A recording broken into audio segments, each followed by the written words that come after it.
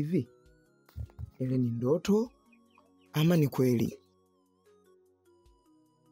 Na kama ni ndoto, mbona kiumbe nilichokutana nacho ndio kama kile?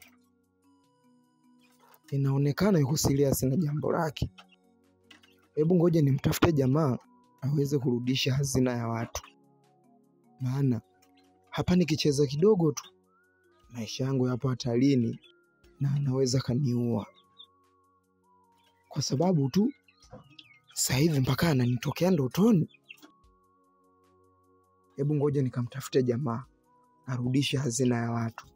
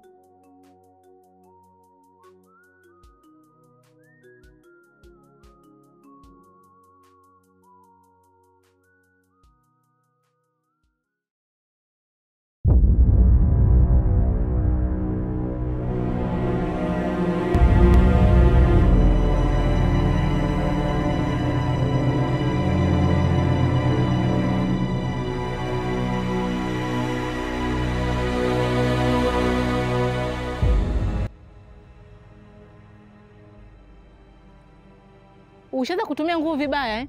Naomba niambie, huu mzigo umeutoa wapi? Hapana dada, sijaanza kutumia nguvu zangu vibaya. Ila nimeamua nimsaidie. Nimemkuta polini, kuna mtu mbaya alikuwa anataka kumzuru. Hivyo nikaamua nimsaidie, nisimwache peke yake. Naomba msaidie dada yangu, simuache. Subiri niangalie mazingira. Maana hapa ishakuwa hatari.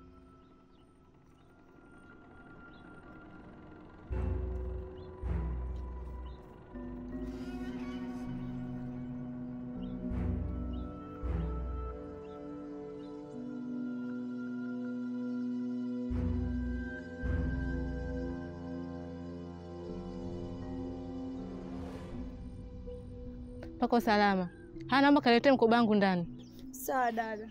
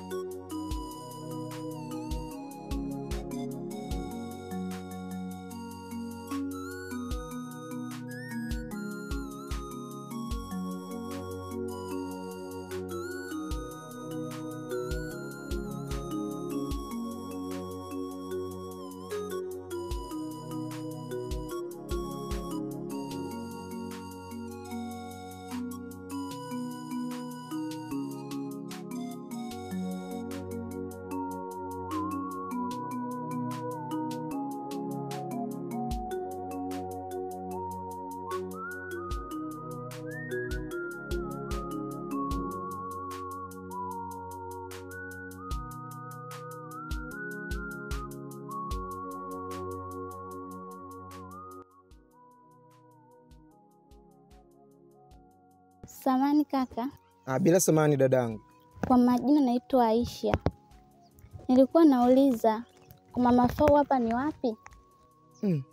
Kwa kweli dadangu, kwa Mama Fau sipafahamu. Labda ujaribu kuulizea hapo mbele. Kwani huyu Mama Fau alikwambia anaishi wapi? Kaniambia naishi kijiji cha Milando. Sasa mbona ni kijiji cha 4 kutoka hapa? Na hapo kama una 12,000 nipeni kupeleke na boda. Kwa sababu huwa napeleka sana abiria kule. Kweli kakaangu, mimi hapa nilipo sina hata 100. Alafu mimi nilikuwa najua tayari nishafika. Sasa hapo cha kusaidia. Twende nyumbani ili mimi nikaforce boda. Kwa sababu bodaboda yangu hapa katikati iliharibika na mimi hapa sijapata hela ya kuitengeneza. Ili niweze kukupeleka kule. Asante kakaangu. Ila pia kwa majina na mimi naitwa Nyonzo. Ukipenda niite mtoto niliyezaliwa leo, afu jana nikajikuta nimeoa. Wewe naona masiara. Asante, nitashukuru kakaangu maana nimechoka. Eti nikusaidie na kupokea mizigo hii maana. Asante. Haya twende.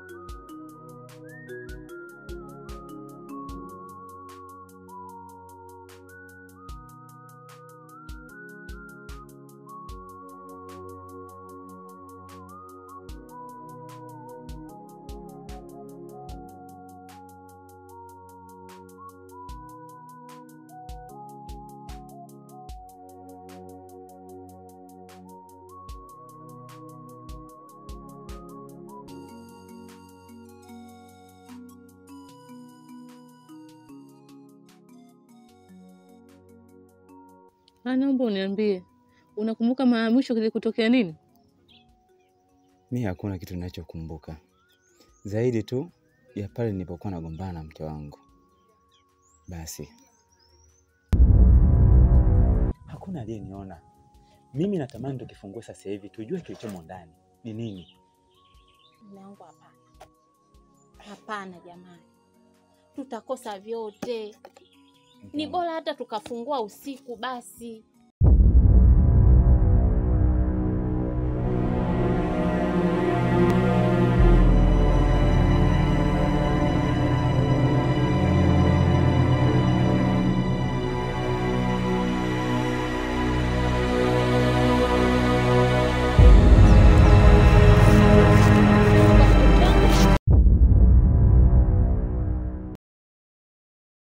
Hii ni hazina iliyofichwa na watu wa kale.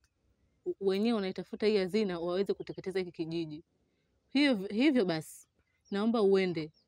Hii hazina uiache hapa. Endapo utaenda nayo, watakupata na waanza kukuua. Sawa. Subiria kwanza nikuletee shati lako uvae uondoke.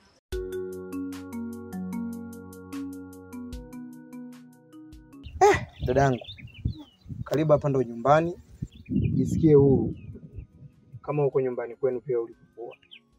Yaani wewe chochote utakachotaka kufanya wewe fanya tu, hata usijali. Kawaida tu dadangu. So mbaya, Mungu alinisaidia, nimepika changu chumba kimoja hiki na maisha nasongesha tu fresh. Nashukuru sana Nyonzo. Ingelikuwa sio wewe, sijui ningeishia wapi mimi. Asante. Ni wanaume wachache wanaweza kufanya kitu kama hicho. Mimi tu nikutoe hofu Aisha.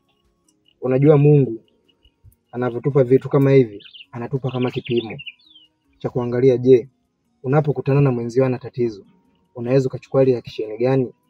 Kwa mimi hii naona ndio kipimo changu ambacho Mwenyezi Mungu amenipa.